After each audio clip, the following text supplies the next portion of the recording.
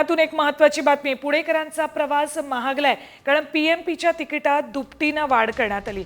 Ticket दुपटीनं वाढ केली आहे, त्यामुळे तरीही 2 किलोमीटरऐवजी 5 किलोमीटरचा टप्पा असेल, त्यामुळे लांबचा प्रवास करणाऱ्या प्रवाशांना काहीसा दिलासा मिळेल.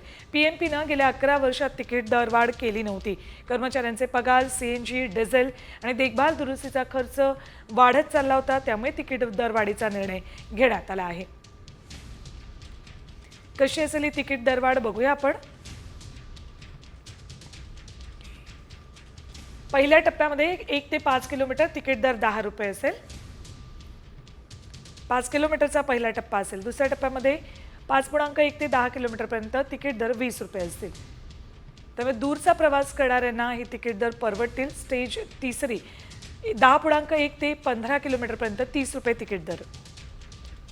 तर चौथ्या टप्प्यात 15.1 ते 20 किलोमीटरपर्यंत 40 रुपये तिकीट दर असतील.